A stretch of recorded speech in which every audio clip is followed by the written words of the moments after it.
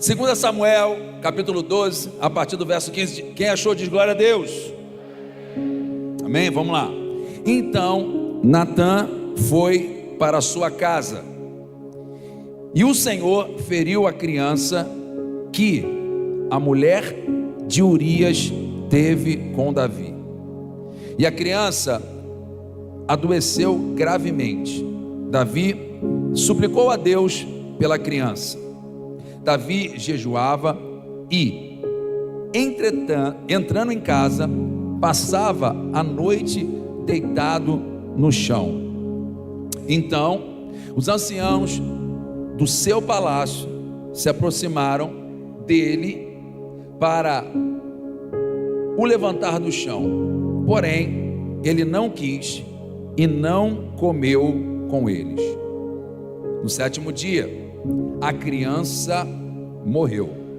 E os servos de Davi ficaram com medo de informá-lo de que a criança estava morta, porque diziam: quando a criança ainda estava viva, falávamos com ele, mas ele não dava ouvidos à nossa voz. Como então vamos fazer a ele? Vamos dizer a ele que a criança morreu? Poderá fazer alguma loucura. Mas Davi notou que os seus servos cochichavam uns com os outros e entendeu que a criança havia morrido. Então perguntou: a criança morreu? Eles responderam: morreu. Então Davi se levantou do chão, ungiu-se, trocou de roupa, entrou na casa do Senhor e adorou. Depois voltou para o palácio e pediu comida. Puseram-lhe diante dele e ele comeu. Verso 21. Os seus servos lhe disseram: que é isso que o Senhor fez? Pela criança viva o Senhor jejuou e amém? Jejuou e chorou. Mas depois que ela morreu, se levantou e se pôs a comer. Davi respondeu: enquanto a criança ainda estava viva, jejuei porque dizia: talvez o Senhor se compadeça de mim e a criança continuará viva. Mas agora que ela morreu, por que jejuar? Poderei eu trazê-la de volta? Eu irei até ela, mas ela não voltará a mim. Então Davi consolou Betseba, sua mulher, teve relações com ela e teve um filho, a quem Davi deu o nome de Salomão. E o Senhor o amou. Davi o entregou nas mãos do profeta Natã, e esse lhe chamou de Jedidias, por causa do Senhor. Amém? Glória a Deus por isso. Amém. Nós estamos falando dos choros de Davi. Amém? Nós estamos aí há pelo menos 3 semanas, essa agora é a 4ª semana que estamos falando do choro. Dá uma subida para mim aqui, Alex, por favor, dá uma subida aqui nesse retorno aqui para mim, por favor, aqui do altar.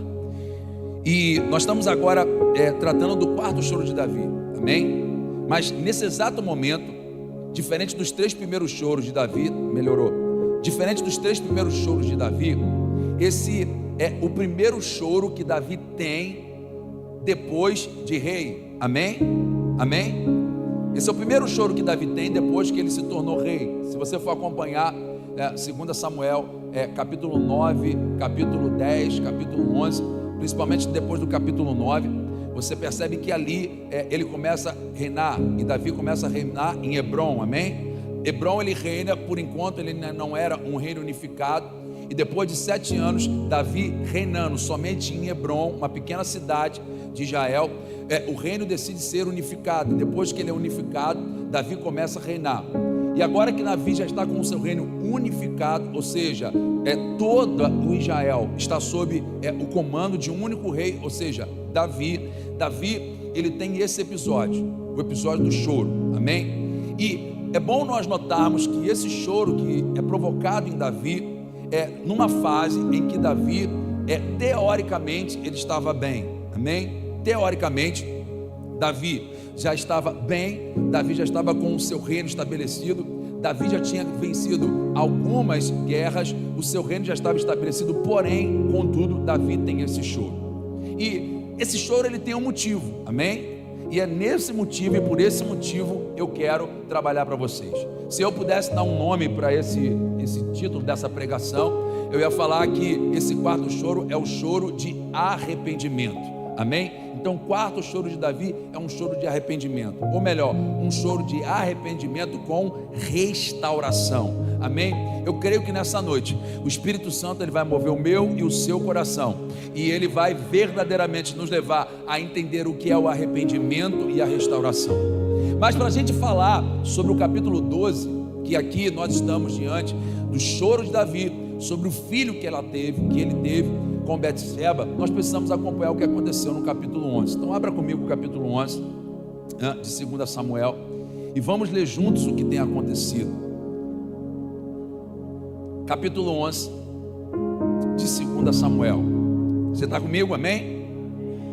Vamos lá, verso 1. Decorrido um ano, no tempo em que os reis costumam sair para a guerra, Davi enviou Joabe, seus oficiais e todo o Israel. Eles destruíram os filhos de Amon e sitiaram a cidade de Rabá, mas Davi ficou em Jerusalém.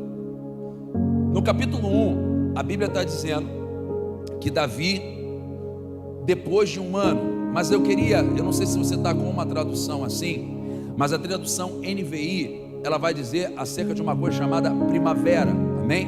Na primavera, ok?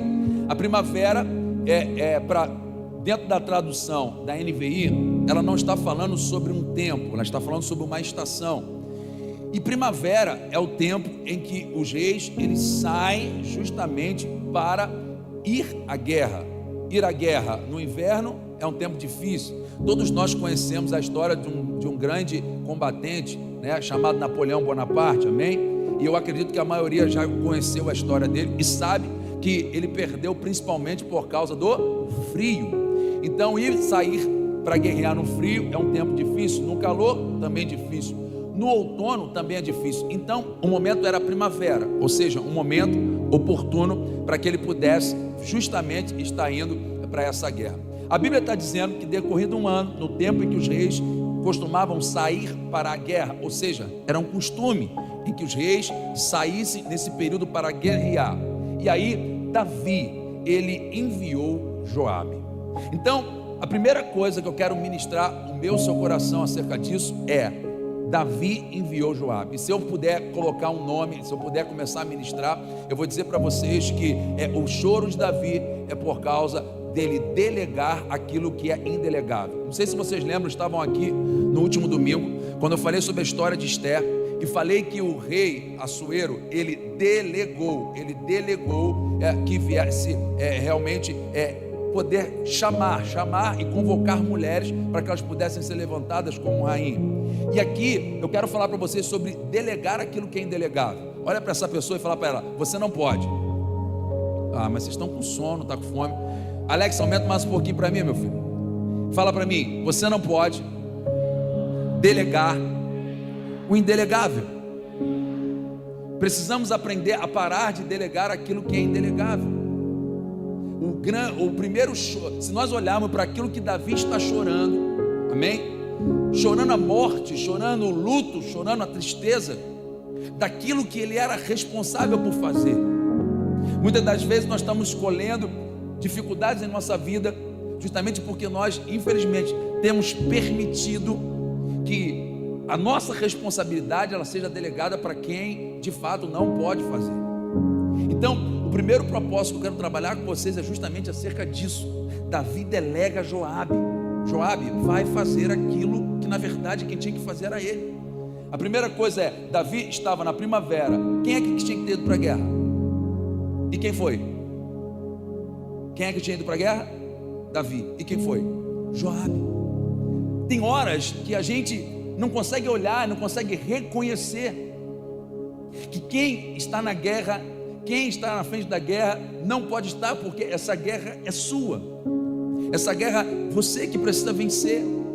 Você precisa entender que essa guerra é sua. Quer ver outra coisa que vai chamar a nossa atenção? Presta atenção no texto. Seus oficiais de Israel, eles destruíram os filhos de Amon e sitiaram a cidade de Rabá. Coloca o texto para mim, por favor. De Rabá. Mas Davi ficou em? Então vamos lá, vamos reconstruir aqui a nossa história. Vamos lá pensar. Vamos pensar comigo. Primeiro, Davi, quem foi? Gente, está difícil hoje. Hoje está difícil. Estou tentando me concentrar no texto, mas quando está dando problema no som é complicado. Eu não tenho muito, minha atenção é meio assim, não sei se é com você, mas se eu ficar preocupado com o som, eu não consigo pregar. Me ajuda, porque está difícil hoje. Mas vamos lá. Quem é que está na guerra? Fala comigo, Joabe. Quem deveria ir? A guerra era onde? Fala comigo, Rabá. E Davi estava onde?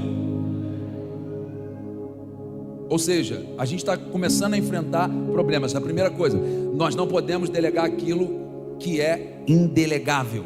Não podemos transferir aquilo que infelizmente nós achamos que podemos transferir. Preste atenção numa coisa. Você precisa entender que você não pode transferir a responsabilidade daquilo que Deus colocou na sua mão. Você não pode transferir aquilo que Deus entregou a você. O segundo, se eu posso falar com vocês nessa noite, trazer para vocês esse entendimento, é estarmos no lugar errado. A Bíblia está dizendo que a guerra era em Rabá. E Davi estava onde? Jerusalém. Ou seja, a gente não consegue compreender que o fato de nós estarmos no lugar errado, aonde Deus nos chamou, e muitas das vezes acreditando que alguém vai fazer por nós, isso não vai garantir a nossa vitória. Hoje, como eu estava falando, hoje teve uma homenagem, né? Lá no vai ser para melhorar? Se for para melhorar, é bem-vindo. Está desligado? Amém? Glória a Deus. Vamos louvar a Deus por tudo, amém? Hoje a gente estava lá, né? Eu recebi, na verdade, a nossa igreja recebeu o convite para poder estar indo lá homenagear, né? Receber a homenagem junto com os nossos irmãos lá de Catarina. Eu não fui em uma vez, né? Com eles lá servir o café, mas eu sou pastor da igreja. E quando o Leandro me trouxe, né, o pedido falando, pastor, você pode ir? Claro que eu vou. Tem guerras, né? Tem batalhas, tem lutas. Eu fui. Eu não fiquei até o final porque eu não pude ficar até o final, mas eu fui lá, eu estive na guerra, eu estive na luta, meu filho me representou, meu filho foi, mas Davi não ficou, não delegou.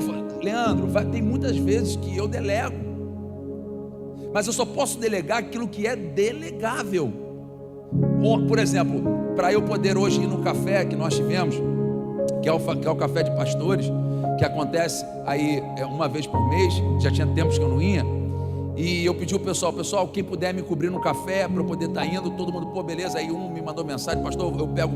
Até então, né, não tínhamos conseguido arrumar alguém para pegar o pão. Depois me ligou uns 5 dizendo, pastor, eu vou pegar o pão, Eu entendi. Você que precisa ir lá pegar o pão. Dá para você conseguir ir lá pegar o pão, entregar, deixar o pão, deixar lá já alinhado, e você vai. Tem coisas que nós vamos permitir que as pessoas vão fazer, mas tem coisas que são indelegáveis. E fato é, a gente olha uma situação de paz, uma situação de relativa paz, isso infelizmente nos faz ficar muitas das vezes muito descansados, enquanto na verdade é um tempo de guerra, é um tempo de luta, é um tempo de confronto. Sabe, eu vejo, e se a gente for perceber, né, a gente precisa muito mais se preocupar quando as coisas estão aparentemente vencidas. Pode você ver, o diabo só consegue nos dar rasteira quando nós estamos achando que a luta já foi vencida. Quando nós estamos num campo de guerra lutando, a nossa atenção está redobrada. É muito bom você ler o livro de Neemias, depois você vê lá como é que eles vencem aquela guerra, como é que eles conseguem reconstruir aquele muro que há anos estava destruído em pouquíssimos dias. Sabe por quê? A galera estava ligada, reparando as brechas. A Bíblia diz que os soldados, eles trabalhavam com uma mão com a espada, com uma arma, e a outra mão com uma pá, e os inimigos estavam ali atacando, os inimigos estavam ali tentando, mas a Bíblia diz que por eles estarem unidos e estarem ligados, o que aconteceu? Eles conseguiram vencer. Agora imagine só, se eles estivessem, né, com uma relativa paz, dizendo, não, está tudo vencido. Olha, o rei Xerxes já enviou para a gente o recurso, já deu cartas de autorização para a gente conseguir vencer, amém? Então assim, fica tranquilo, vai resolver, fica tranquilo. A gente já chegamos na igreja, já fiz o Peniel, já fiz o encontro com Deus. Olha, eu já me reconciliei com o Senhor, e é aí que mora o perigo. Davi, como eu disse para vocês, estava no 10º ano do seu reinado, 10º ano do seu reinado, e nesse momento em que ele deveria ter ido para a guerra, ele enviou quem? Joabe. Joabe vai à guerra, ele fica em Jerusalém. Guarde isso, Jerusalém, ele tem um significado. Jerusalém significa adoração e louvor, amém? Só que o que a gente não consegue entender isso, lugar de adoração e louvor é muito confortável para a gente, Felipe. Adoração e louvor é o que as pessoas querem fazer, mas ir para a rua, você vai ver, ir para os becos, para as vias, você vê o trabalho lindo que as testemunhas de Jesus têm dado aí. A gente teve aí, né, o testemunho de ver as pessoas chegando. A gente tem uns cafés que estão sendo servidos. Nós temos as visitas. Hoje nós tivemos 3 irmãs que estavam lá. É no Azevedo Lima, se eu não me engano. O hospital é o Azevedo Lima, Pedro? Luiz Palmieri, uma delas aqui, outra delas aqui, lá levando amor, conforto e carinho. Elas não decidiram ficar em Jerusalém. Elas decidiram ir aonde? A Ramá. Ou seja, no lugar onde a guerra está acontecendo, onde a luta é provável. Escute isso, Davi achou o seguinte: olha, o meu reinado está garantido, o que é que eu vou fazer? Eu vou ficar em Jerusalém, lugar de adoração, lugar onde tem uma relativa paz, mas justamente é aí que ele encontra a dificuldade. Eu queria falar com vocês sobre esses 3 propósitos. O terceiro propósito que eu queria falar é o seguinte, verso 2, coloca para mim por favor.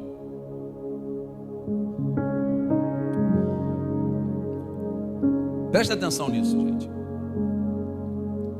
Davi perde, né, os erros que Davi tem, né, e Davi chora, um choro da morte de um filho, e tudo isso é resultado de primeiro, ele enviar alguém para ir no seu lugar.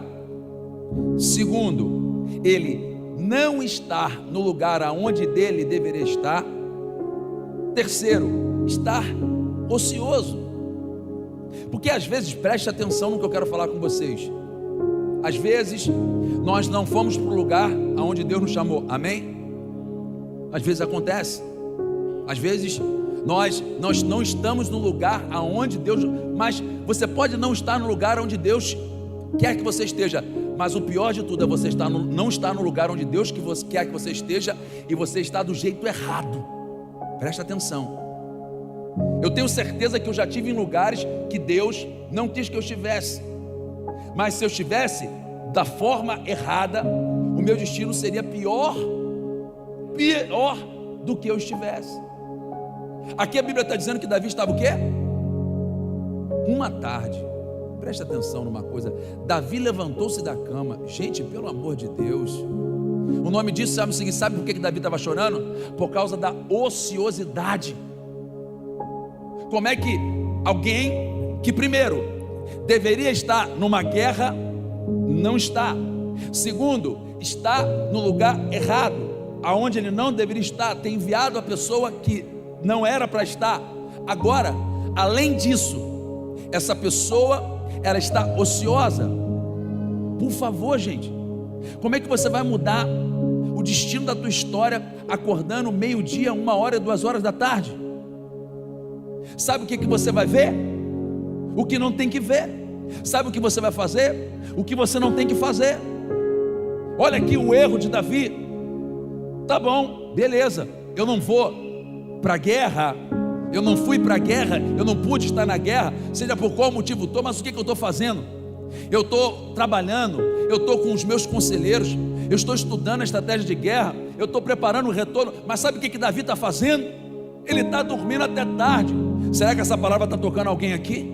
Será que essa palavra está falando com alguém aqui que só vive reclamando de Deus, só vive reclamando das oportunidades, só vive falando que as coisas estão difíceis, mas não faz nada para mudar a realidade que está? Me desculpe, você não vai conseguir sair dessa realidade.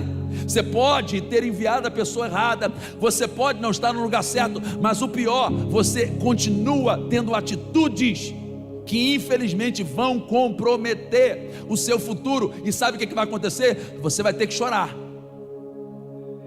você vai ter que continuar chorando, até que venha encontrar uma coisa chamada arrependimento. Então lá, uma tarde, Davi levantou-se da cama. Isso é hora de um rei, pastor.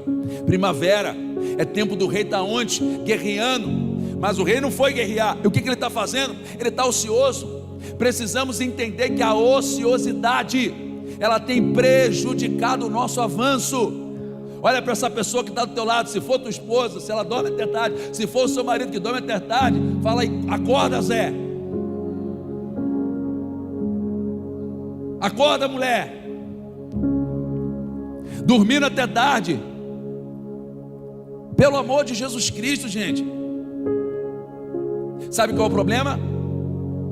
É a falsa tranquilidade. Já estou na igreja, já me converti, já estou fazendo as coisas que Deus mandou fazer. Cuidado, cuidado. O diabo, ele está aprontando para o seu coração, está te dando uma falsa sensação de paz, quando na verdade ele está preparando um laço para te derrubar. Amém? Davi levantou-se da cama e foi passear. Pastora, pelo amor de Deus, lembra que eu falei para vocês?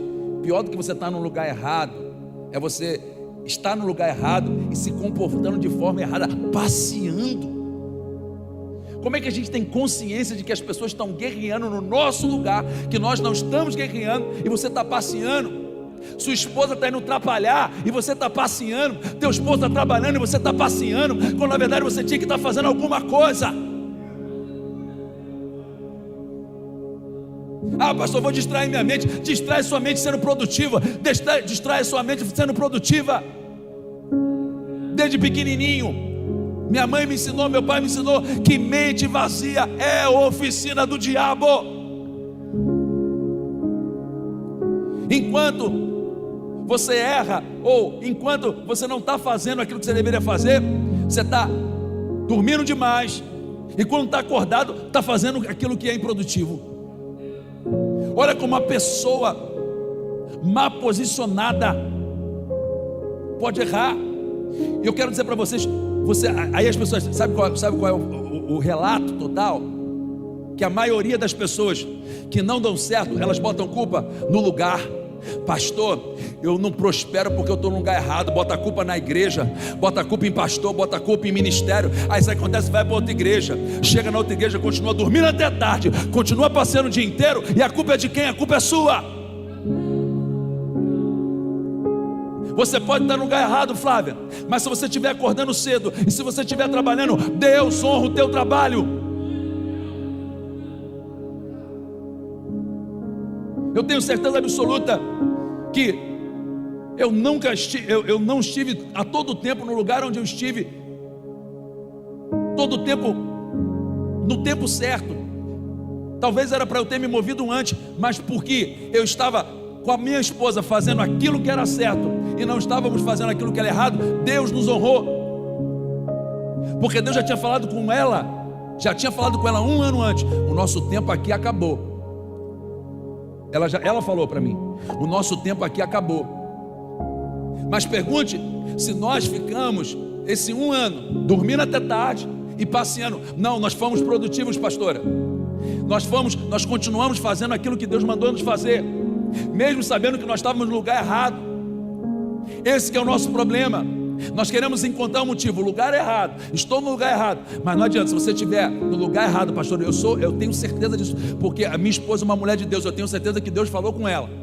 E toda vez que ela falou assim, Deus já tinha falado comigo, eu falei com ela assim: pastora, eu entendo que Deus falou com você, Só que eu precisava confirmar. Isso não quer dizer que eu saí no tempo certo, eu saí no tempo errado, mas pela misericórdia de Deus, e porque de fato eu não fiquei dormindo juntamente com minha esposa e nem fiquei passeando, Deus nos honrou. Eu vou repetir para você. Você pode estar no lugar errado, mas se você estiver dormindo até tarde, ocioso, e se você estiver fazendo com o seu tempo, o tempo que você tem, aquilo que não é para fazer, você vai para o terceiro problema. Sabe qual é? Ver o que você não tem que ver.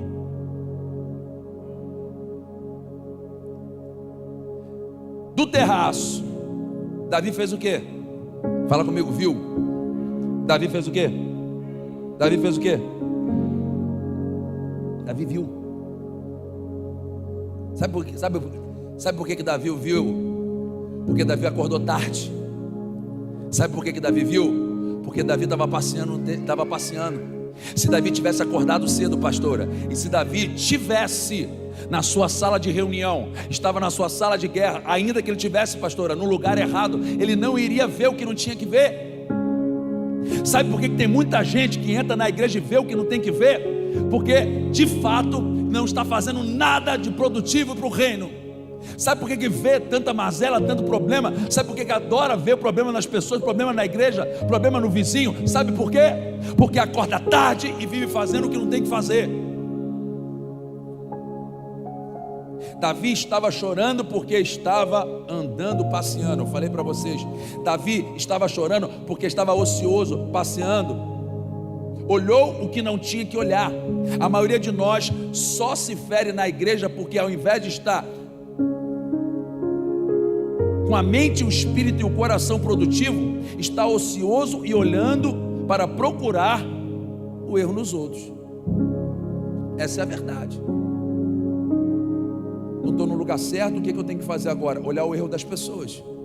Eu não estou no lugar certo, eu tenho que olhar o problema das pessoas. Eu não estou no lugar certo. É isso que acontece. Infelizmente, é isso que tem trazido para nós tanta mazela. Eu anotei aqui o seguinte, e Deus ministrou isso no meu coração. Está desocupado, o diabo te dá trabalho. Olha o trabalho que Davi arrumou. Está desocupado, o diabo te dá trabalho. Está desocupado, o diabo começa a te dar trabalho. Olha o erro de Davi. Quer dizer, olha a sequência de erros. Para ele estar lá na frente chorando, para ele estar lá na frente se lamentando por uma morte prematura, uma morte indesejada, fruto de um erro que ele cometeu. Ou seja, vamos recapitular. Quem é que estava na guerra? Davi ou Joabe? Joabe. Davi estava em que lugar? Certo ou errado? No lugar errado. Ele deveria estar na guerra. Davi estava justamente em Jerusalém. E aí você pega a sequência de erros que a gente começa aqui a capitular. Acordando tarde, passeando enquanto devia estar trabalhando e vendo o que não tinha que ver. Isso é a tragédia que tem acontecido em nós. Davi estava chorando porque ele tinha, fala comigo, quebrado protocolos. Continua lá, ó. Ele enviou alguém para descobrir quem era. Disseram-lhe: é Betseba, filha de Eliã e mulher de Urias, o hitita. Sabe de quem ela era parente? Eliã era parente de Aitofel. Sabe quem era Aitofel? Era um dos conselheiros de Davi. Sabe por que ele quebrou princípios? Porque em nenhum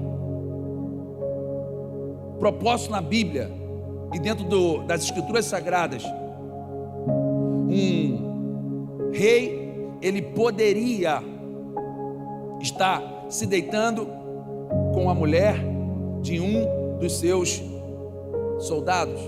Isso era um costume que acontecia nos reis em volta. E sabe o que aconteceu? Ele quebrou uma coisa chamada protocolo. Abre para mim Deuteronômio, coloca para mim aí Deuteronômio capítulo 20.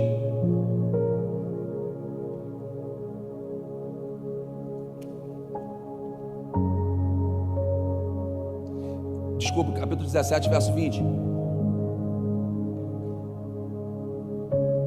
Olha aqui, olha o protocolo que Davi quebra.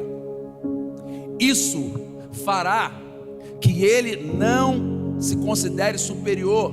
Não, volta lá no verso 19,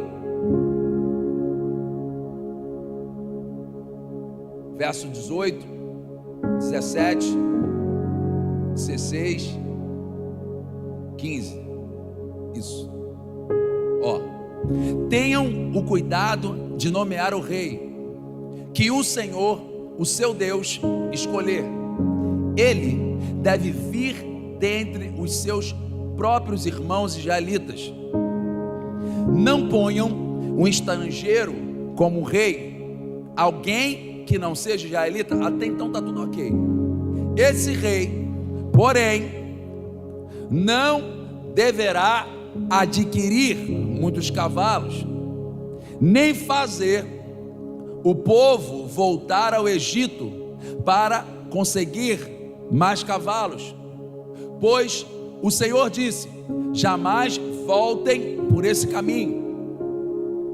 Ele não deverá tomar para si o quê? Pastor, mas Davi, ele tinha outras mulheres, mas nenhuma delas era mulher de outra pessoa.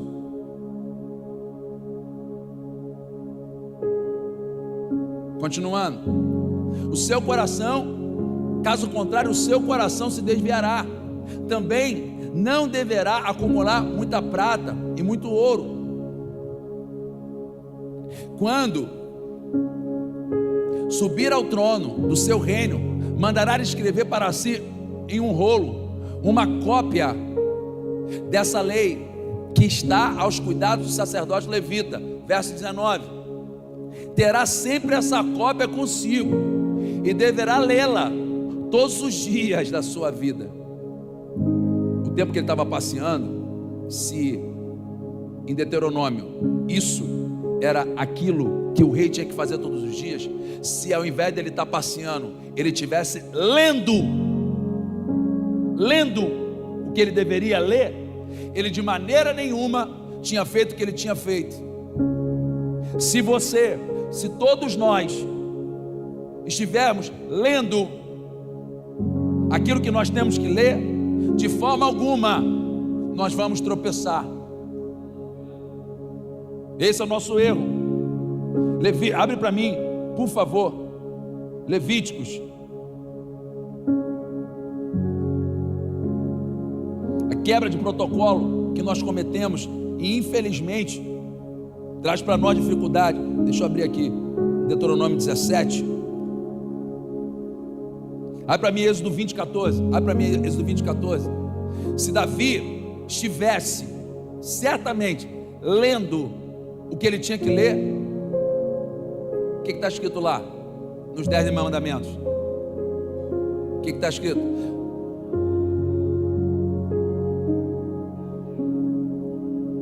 Isso era obrigação do rei, ué. Todos os dias ele tinha que pegar a cópia da lei e ele tinha que ler. Ele pode ter feito tudo, mas nesse dia ele não leu, porque se ele tivesse lido, pastor, ele ia ver que na cópia da lei estava dizendo: não adulterarás, e ele não tinha adulterado. Davi, dos 10 mandamentos, Davi quebrou 4. Ele cobiçou a mulher do próximo, ele adulterou, amém? Ele matou, e mais um, ele deu falso testemunho. O rei, por não ler, pastora, aquilo que ele tinha que ter lido, ele cometeu 4 erros de 10. Ele quebrou 4 princípios. Ele estava chorando porque ele quebrou o princípio. Ele estava lamentando porque a morte daquela criança se deu justamente por erros que ele cometeu, caminhos que ele andou, atitudes que ele tomou, que não pode ser responsabilidade. Ninguém pode ser responsabilidade, é ele. A guerra era dele. Ele manda Joabe, ele precisava estar na guerra, não estava acordando tarde, estava passeando, olhando o que não tinha que olhar, e principalmente quebrando princípios, principalmente 4 princípios: cobiçando a mulher do próximo, adulterando, dando falso testemunho e por último matando. Esse é o nosso erro, é o erro de Davi, e nós precisamos aprender, porque chorar é o que nos cabe, mas Deus quer nos trazer restauração. Continua para mim lá em 2 Samuel capítulo 11 verso 4.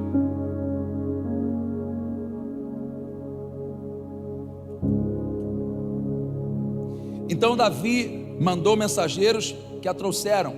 Ela veio e ele deitou com ela. Eu acabei de falar sobre isso. Deitou com ela. Ora, Betseba tinha acabado de se purificar da impureza, da menstruação. Depois ela voltou para casa e a mulher concebeu e mandou a dizer a Davi: estou grávida. E aí Davi, depois que comete o seu erro, ele tenta fazer o quê? Justificar o seu erro. Ele tenta manipular. Ele tenta, de alguma forma, apagar a burrada que ele fez. E a gente conhece a história. Ele chama Urias: vem cá, Urias, vou te dar uma carta. Entrega essa carta para Joabe, aquele que está lá na guerra, que está no lugar onde eu devia estar. Vou colocar ele como meu cúmplice, sem ele saber. Na carta ele vai com a carta selada, a carta fechada, e naquela carta dizendo: coloque Urias na frente de batalha, na pior batalha que tiver, para que ele seja morto. O pior de tudo, sabe, dona Helene, além dele não ter sido suficientemente responsável pelo erro dele, ele fez com que Joabe pudesse pensar que Urias era um mau caráter, pastor. Esse é o pior. É o pior, porque naquela altura do campeonato, quando Joabe recebe aquela carta dizendo: coloque Urias na frente da batalha para que ele seja morto, aquele momento eu imagino que passava na cabeça de Joabe: deve ser um traidor, quando na verdade quem era o traidor era Davi. Muitas das vezes nós agimos, nós cooperamos, infelizmente, maldosamente na vida das pessoas, mas não tem jeito, cara. Deus sabe de todas as coisas. O que acontece? O que ele planejou aconteceu, mas também aquilo que ele planejou também não aconteceu, porque ele não iria passar impune. Deus não iria permitir que ele passasse impune. E aí quando você vai lá no capítulo de número 12, quando a gente começou a ler, a Bíblia vai dizer que Natã recebe uma palavra de Deus dizendo: olha, vai lá falar com Davi. E ele conta aquela historinha, dizendo que ele tinha uma cordeira, enfim, dependendo do texto vai falar, né, um cordeiro, uma cabrita, enfim, e que uma única que ele tinha, um homem pobre, e um viajante rico foi lá, pegou, tomou, esquartejou ela e levou. E aí Natã faz a pergunta: e aí? Quem é? O que você deve fazer? O que você faria? Mate ele. Ele falou assim: então esse cara é você. Esse cara é você. Agora, pastor, onde o senhor quer chegar, pastor? Porque eu estou falando de arrependimento. Até agora eu só estou atacando as atitudes erradas de Davi. Mas eu quis dizer para vocês que o choro, ele tem um motivo. E nós precisamos, porque quando nós estamos, pastora, tomados pelo sentimento de tristeza, pelo sentimento de derrota, porque o diabo ele faz isso quando nós, infelizmente erramos. O diabo ele só coloca para nós o sentimento de derrota, e toda derrota foi consequência de um erro que nós cometemos. E se nós não olharmos para o erro que nós cometemos, nós infelizmente não temos uma coisa chamada arrependimento. Eu não posso pregar sobre arrependimento sem que antes nós venhamos entender e enxergar o erro que nós cometemos. E aqui eu quero falar com vocês sobre justamente esse arrependimento que Davi trouxe. A Bíblia vai dizer que quando o profeta o confronta, ele vai escrever um salmo. Preste atenção, nós temos 150 salmos, dentre eles 73 foram escritos pelo Davi. E dentre esses salmos, 2 salmos são considerados, só 2, como salmo de arrependimento. Abre para mim o Salmo 51, a partir do verso 1. Dependendo da sua Bíblia, vai ter um título aí, no Salmo 51, verso 1, dizendo Salmo de arrependimento. Salmo 51, verso 1. Davi começa falando: tem misericórdia de mim, ó Deus, conforme o teu amor leal. Coloca para mim NAA, por favor, versão NAA, por favor. Compadece de mim, ó Deus, segundo a tua benignidade e segundo a sua multidão das tuas misericórdias. Apagas as minhas transgressões, lava-me completamente da minha iniquidade e purifica-me do meu pecado. Meu pecado. Tem alguns que vão dizer: não, que Betseba estava tomando banho? Pelada? Quem toma banho vestido? Não, porque eu vejo, sabe, quando as pessoas querem justificar, pastor, os erros dela, ela culpa todo mundo. A única pessoa que ela não traz como responsabilização é dela. E sabe, a igreja, ela tem que parar de proteger quem precisa ser confrontado para ser justamente restaurado. Rapaz, Deus não pega leve não, eu já falei isso aqui. Deus não pega leve em quem Ele investiu pesado, e Deus investiu pesado em você, e você precisa entender, Ele vai pegar pesado com você. Por isso Ele pegou pesado com Davi. Deus não pega leve em quem Ele investiu pesado. Quando Davi, você fica imaginando, Davi, você fica imaginando nos tempos atuais, um pastor, um sacerdote, um profeta, com medo de confrontar um rei. Deus, eu vou falar isso para ele, mas eu não tenho compromisso com você, eu tenho compromisso com o reino, eu tenho compromisso com a palavra. E se isso está cortando em vocês, corta em mim também. Mas como cortou em Natã, mas ele teve que trazer a verdade, isso precisa ser exposto. Ele vai lá e fala: é isso que aconteceu. E esse salmo, Davi escreve, Davi canta. Davi, sabe, porque a proeza de quem erra, porque nenhum de nós estamos isento do erro, mas que enxerga o propósito de Deus é o seguinte: eu não paro de fazer o que eu estou fazendo, só que eu começo a fazer da forma certa. Eu fico olhando as pessoas que caem no erro. Tem quantas pessoas que erraram, vacilaram e largaram seus ministérios, desistiram daquilo que Deus entregou. Davi era um rei, Davi era um levita. Escuta, quem é que escreve um salmo, quem é que escreve uma música confrontado pelo pecado? Só quem tem propósito, só quem sabe que Deus chamou e sabe que errou e assume o erro. Hoje um dia a gente escreve, você vê os louvores escrevendo a culpa dos outros. Ninguém escreve um louvor e fala: meu é meu, olha o louvor que esse cara escreveu. Pois eu conheço as minhas transgressões, e o meu pecado está diante de mim. Verso 4: pequei contra ti somente, e fiz o que é mal aos teus olhos, de maneira que serás tido por justo no teu falar e puro no teu julgar. Verso 5: eu nasci na iniquidade, e em pecado me concebeu a minha mãe. Verso 6: eis que te agradas da verdade no íntimo, e no oculto me fazes conhecer a sabedoria. Verso 7: purifica-me como isopo, e ficarei limpo, lava-me e ficarei mais alvo do que a neve. Verso 8: faz-me ouvir júbilo e alegria, para que exultem os ossos que esmagaste. Verso 9: esconde o teu rosto dos meus pecados e apaga todas as minhas iniquidades. Verso 7 eu paro. Cria em mim, ó Deus, um coração puro e renova dentro de mim um espírito inabalável. Esse salmo Davi escreve quando ele estava sendo confrontado,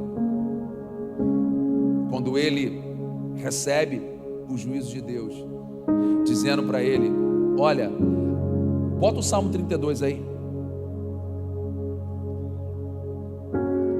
Quando você fez aquilo que você fez no oculto, porque isso Natan confronta ele, lá no capítulo 12, se eu não me engano, no verso 20, vai dizer que aquilo que você fez lá no oculto, vou mostrar para todo mundo. Olha o Salmo 32, verso 1: bem-aventurado aquele cujas transgressões é perdoado, cujo pecado é coberto. Bem-aventurado é aquele a quem o Senhor não atribui iniquidade e em cujo espírito não há engano. Enquanto calei os meus pecados, envelheceram os meus ossos pelos meus constantes gemidos todo dia, porque a tua mão pesava dia e noite sobre mim, e o meu vigor secou como no calor do verão. Verso 5: confessei-te o meu pecado e a minha iniquidade não mais ocultei. Eu disse: confessarei ao Senhor as minhas transgressões, e tu perdoaste a iniquidade do meu pecado. Verso 6: sendo assim, todo o que é piedoso te fará súplicas em tempo de poder te encontrar. Com efeito, quando transbordarem muitas águas, não o atingirão. O que ele está trazendo aqui? Ele está falando: olha, eu te confessei. Olha, abre lá o verso 12, capítulo 12, se eu não me engano, o verso 20. Deixa eu ver se é isso. Desculpa, verso 20 não. Aqui, ó, verso 10 em diante. Agora, pois, a espada jamais se afastará da sua casa, porque você me desprezou e tomou a mulher de Urias, o heteu, para ser a sua mulher. Assim diz o Senhor: eis que farei com que da sua própria casa venha sobre você o mal. Tomarei as suas mulheres à sua própria vista e darei a outro homem, que se deitará com elas na plena luz do dia, porque você o fez em segredo, mas eu farei isso diante de todo Israel em plena luz do dia. Deus não encobre pecados, Deus é justo. Mas Davi vai lá e fala para ele: olha, eu errei, presta atenção, olha aqui. Porque você o fez em segredo, mas eu farei isso diante de todo Israel. Então Davi disse a Natan: pequei contra o Senhor. E Natan respondeu: também o Senhor perdoou o seu pecado. Você não morrerá. Agora tu vai chorar. Você vai, olha, eu não sei, né, qual nível do evangelho você quer viver, mas evangelho não é para amantes, evangelho não é para apaixonados, evangelho é para discípulos. Deus não tem o compromisso de pegar leve com o seu pecado, com o meu pecado, com o nosso pecado. Deus tem um compromisso de corrigir as nossas transgressões.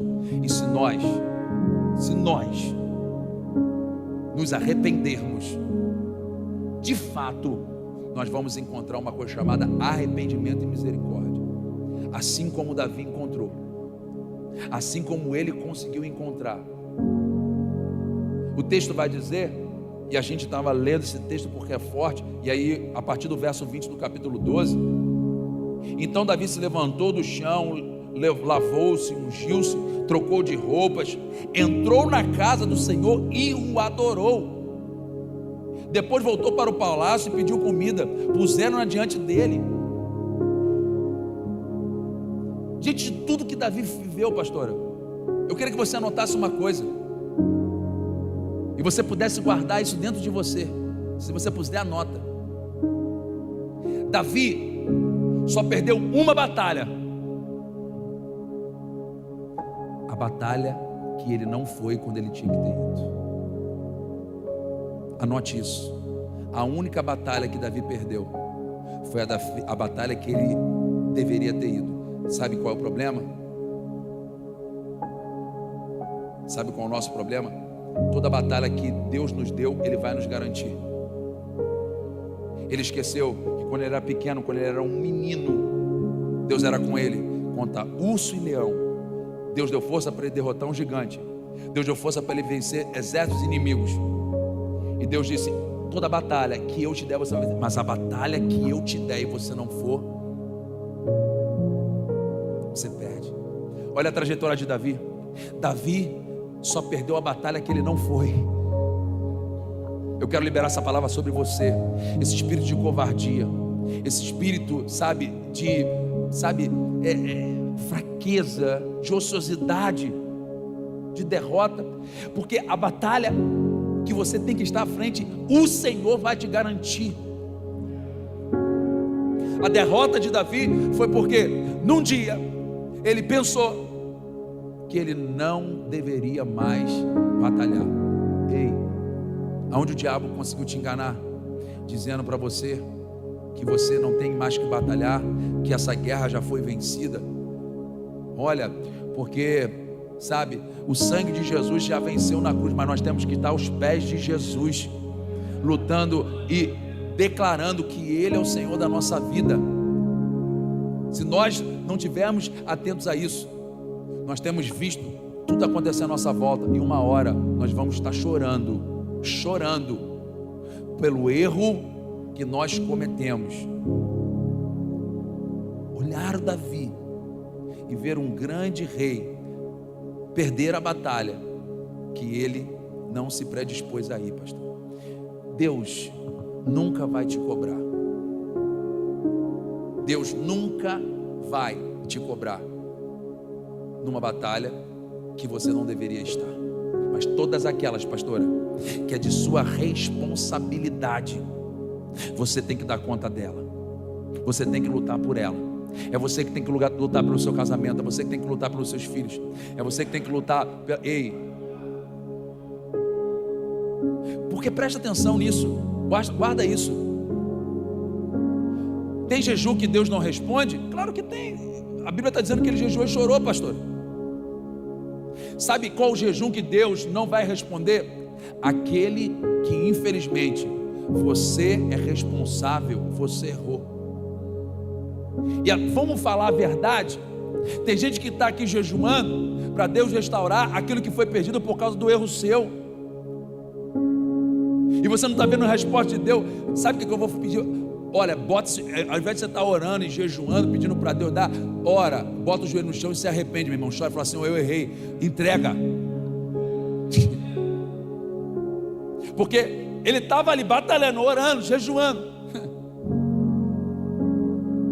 Mas a hora que ele de fato se arrependeu, o que Deus fez? Falou: ó, acabou, mas eu faço o quê?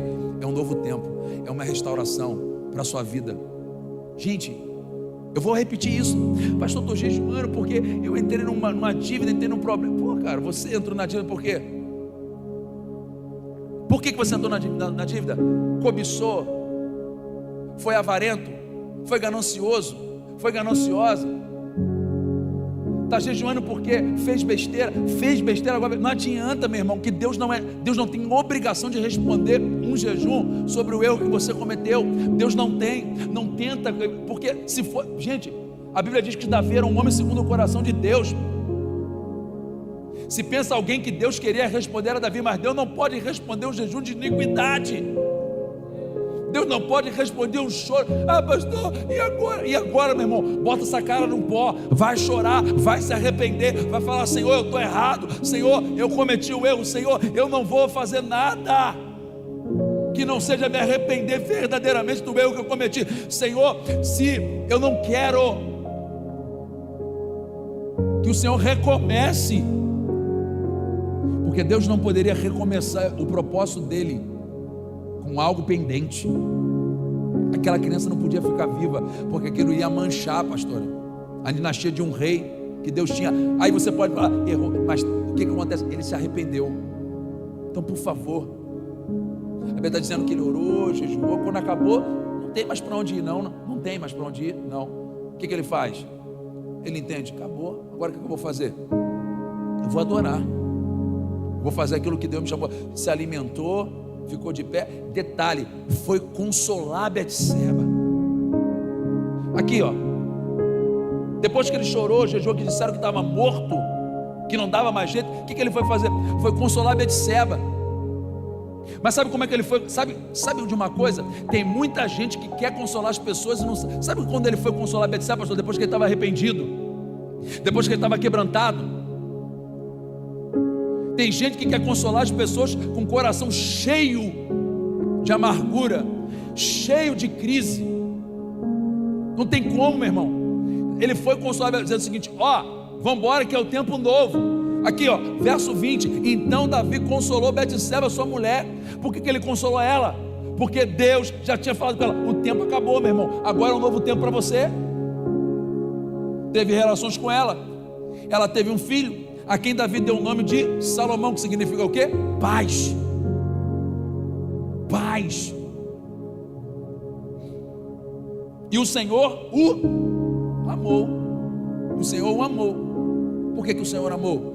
Porque houve arrependimento, porque houve verdade, porque houve compromisso, porque ele entendeu que o erro que ele cometeu foi um erro que ele cometeu e não tinha que culpar mais ninguém. Ele não vai culpar Joabe, não vai culpar ninguém, vai culpar Betseba, não vai culpar o pedreiro que fez o terraço muito alto. Ah, porque o pedreiro, deixou uma brecha dessa daqui, por que eu não vou olhar? É assim que a gente faz. Acorda à tarde para ir trabalhar, perde o emprego, bota a culpa na esposa, que a esposa não acordou. Ei, meu irmão, pelo amor de Deus, perde a prova do Enem, vai botar a culpa no pai e na mãe que não acordou. Pelo amor de Deus, toma a responsabilidade. Somos nós que devemos nos responsabilizar. Já estou indo para a parte final, no nome de Jesus. E Davi o entregou nas mãos do profeta Natan, e ele chamou Quegi de Dias. Esse é o primeiro nome na Bíblia, nome composto. Meu nome é João Carlos, para quem não sabe. Mas o primeiro nome na Bíblia composto é esse. O nome dele era Salomão de Dias, que significa paz e agraciado, alguém amado. Olha isso. Davi não foi para a guerra porque ele queria ter paz, mas a gente só tem paz, pastora, quando a verdadeira guerra é vencida. O nome de Salomão é paz. É engraçado porque Davi, ele estava numa relativa guerra, ele estava numa guerra, mas querendo viver um momento de paz. Olha isso aqui, para a gente finalizar, fica de pé no nome de Jesus. Versão 9:5.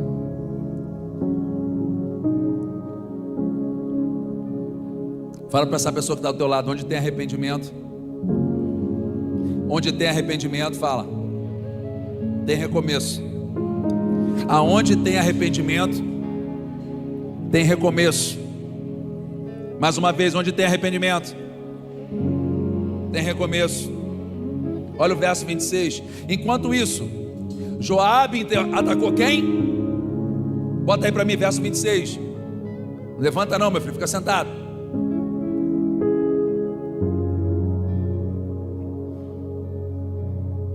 Segunda Samuel, capítulo 12, verso 26.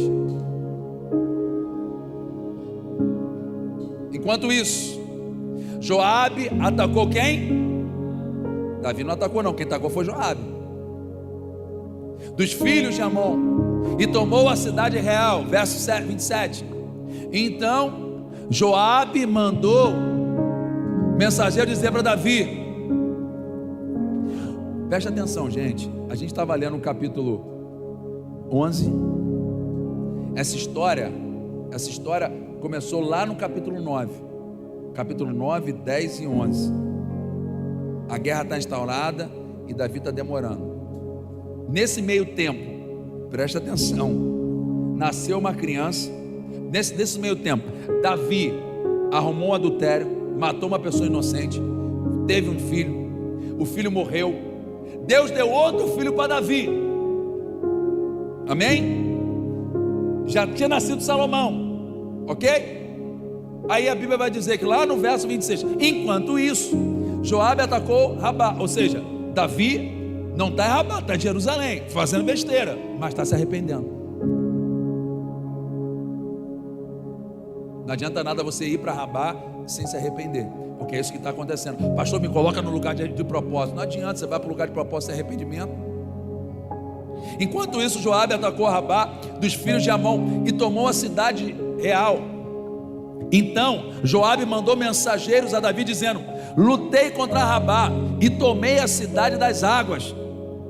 Reúna agora o resto do exército e cerque a cidade para tomá-la. Do contrário, se eu a tomar, ela poderia ser chamada pelo meu nome. Escuta uma coisa: você pode estar fazendo o que for com a sua vida, arrumando problema, adultério, arrumando história, conversa. Você pode ter mandado Joabe na frente, você pode ter dormido até tarde, mas tem uma coisa: quem vai conquistar Raabe é você. Quem vai conseguir conquistar essa cidade é você. Olha o que ele está fazendo. Olha o que ele está falando. Nós já destruímos, fizemos tudo, mas reúna o exército e venha, porque Rabá é sua, não é minha. Se eu conquistar, ela vai ter o meu nome, mas essa cidade tem um nome, e essa cidade é sua, Davi.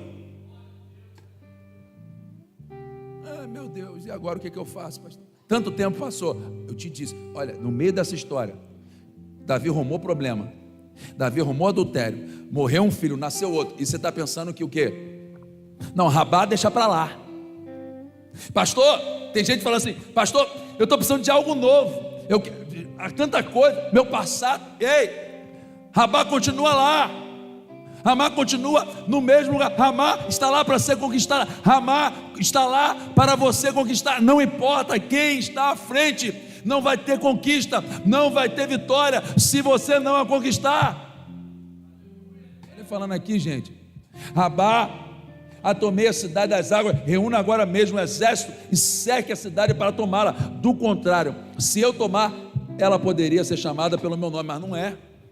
Essa cidade não pode ter o nome de Joabe. Essa cidade tem o nome de Vitor. Essa cidade tem o nome de Felipe, de Flávia, tem o nome de Simone, tem o nome de Arnaldo. Passou muito tempo, não importa o tempo que passou, meu irmão, se a guerra é tua, você tem que tomar. Então Davi reuniu todo o povo, marchou para Rabá, lutou contra ela, e o quê? E o quê? Meu Deus, o que você quer mais? Você quer continuar dando desculpa? Você quer continuar nos argumentos? Você quer continuar transferindo? Não importa o tempo que passou, não importa quanta água passou por debaixo desse rio, meu irmão, não importa quem nasceu, quem morreu, quem foi, quem voltou, Rabá é de Davi, Rabá é sua, quem vai conquistar é você. Posso ouvir um glória a Deus? Bate no ombro dessa pessoa que está do teu lado e fala: Rabá é sua. Fala para ele, fala para ela: Rabá é sua. Eu tenho que falar, meu irmão. De repente é o último culto que você vai vir, que depois da lambada que você levou, mas pelo menos eu falei. Amém? Pelo menos eu falei. Pelo menos eu te mostrei. Amém? Assim como ele me mostrou. Não adianta, meu irmão. Pode passar o tempo, pode passar, sabe, as circunstâncias, situações, pode morrer gente, pode nascer gente. Rabá é sua, Vitor. Rabá é sua. Olha para essa pessoa e diz: Rabá é sua. De mais ninguém. Posso ouvir um glória a Deus? Posso ouvir um amém? Você entendeu? Eu entendi. É bom quando eu estou estudando isso aí, que primeiro quando corta, para cortar em vocês, primeiro cortou em mim. Todo momento que eu estou escrevendo a pregação, nós, aqui eu estou falando nós, eu, você, todos nós estamos sendo ministrados por isso.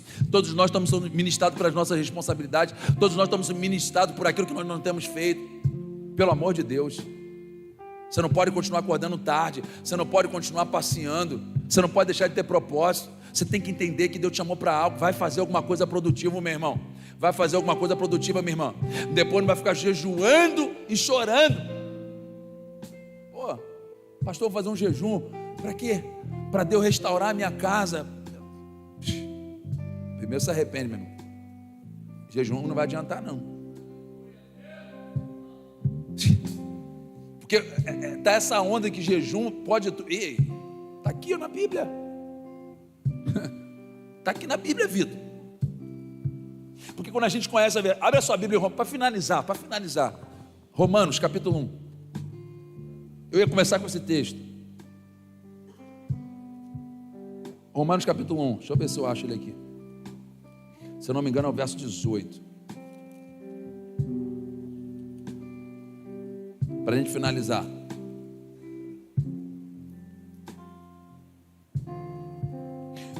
Romanos 1, 18.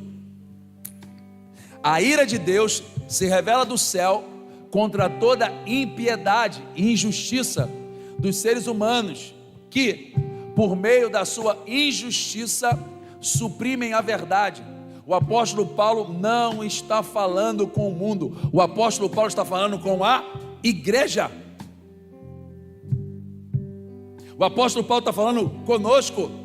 A ira de Deus Vitão, a ira de Deus não pode se revelar com o mundo. A ira de Deus sempre vai se revelar com quem? A ira de Deus se revelou contra quem? Contra Israel, porque conhecia a verdade. A ira de Deus se revelou contra quem? Davi, porque conhecia a verdade. A ira de Deus se revela com quem conhece a verdade, ou quem deve praticar a verdade. E aí o que cabe para nós? Cair na mão de Deus. Tem um livro muito bom, se não me engano é John Stott, que fala acho que é o povo nas mãos de um Deus irado, acho que é isso. É mais ou menos assim. É um livro muito bom. Acho que é isso. É mais ou menos assim. Que trata disso aqui.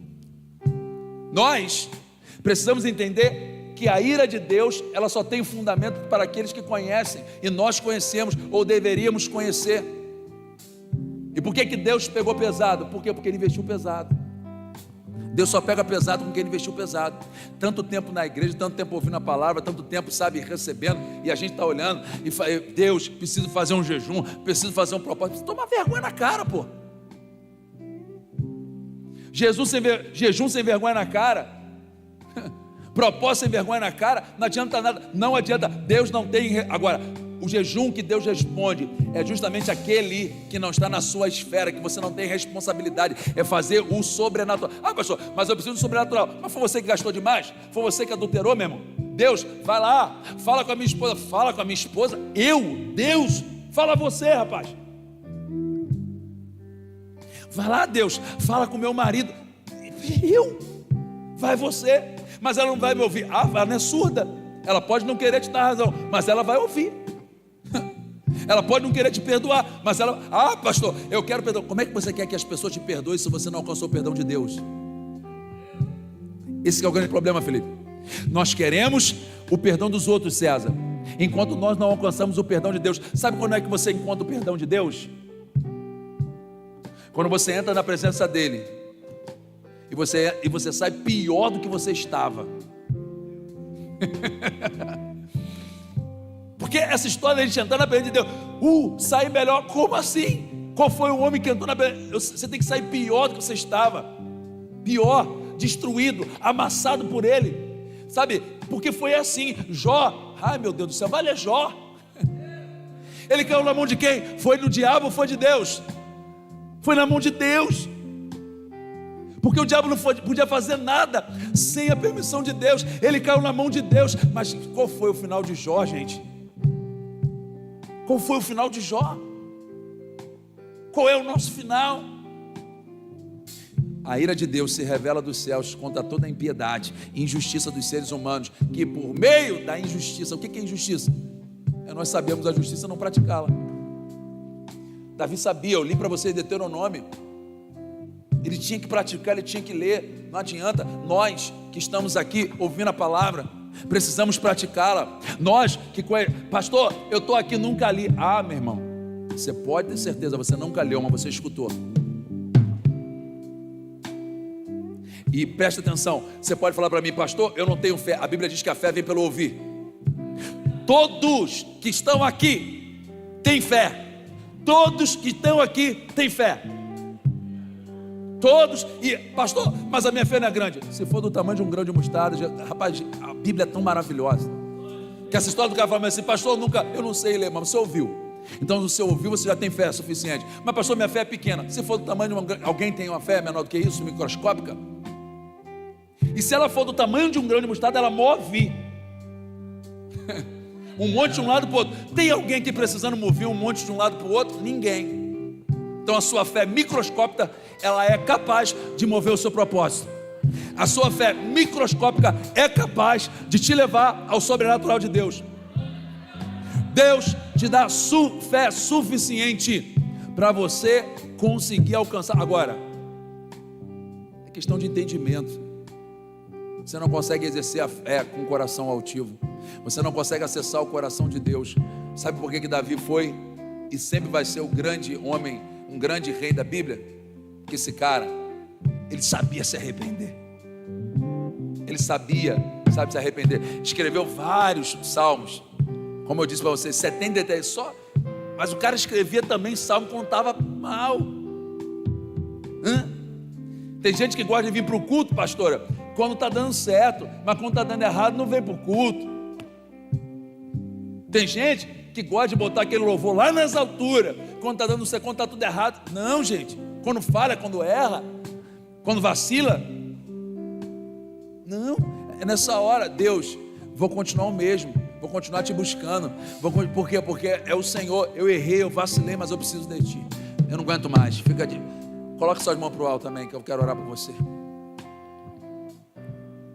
Pai, no nome de Jesus, Senhor, debaixo dessa palavra, que possamos encontrar o arrependimento. Todos nós, Jesus, todos nós.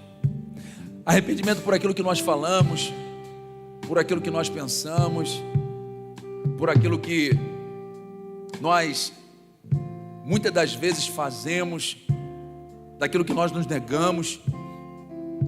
Tem misericórdia de nós, Jesus, para que possamos realmente alcançar a favor do Senhor, Deus, para que o Salomão venha a ser entregue em nossas mãos, Pai. Senhor, quebrantamento, um choro para uma restauração. Foi o choro que Davi praticou. Chorava e jejuava, mas quando ele chorava e jejuava, ele sabia que o que Deus estava fazendo dentro dele era muito maior do que Deus iria fazer fora dele. O que Deus tem que fazer primeiro é dentro de você, não fora de você, porque tudo que você vai viver fora depende de como está dentro. Em nome de Jesus, Pai, recebe as nossas orações, Jesus. Se tem alguém aqui nessa noite que precisa se arrepender, vem no altar.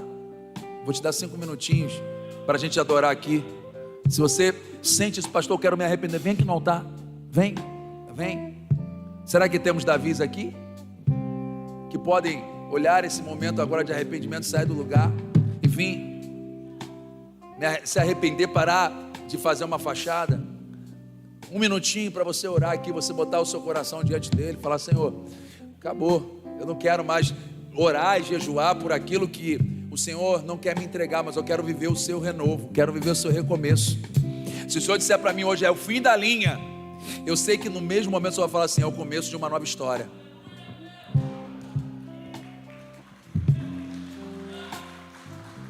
É o fim da linha, mas é o começo de uma nova história. Eu creio que tem mais pessoas aí que podem vir no altar, que podem vir se quebrantar. Talvez não seja para confessar um pecado, mas seja para vir no altar, para dizer: Senhor, eu não quero ficar olhando mais para aquilo que aconteceu. O filho já morreu, Salomão está aí. Eu quero Salomão nos meus braços. Deixa Deus inaugurar um tempo novo sobre você. Choro de um recomeço para a sua vida, para a sua história, para a sua trajetória. Vamos adorar a Deus no nome de Jesus.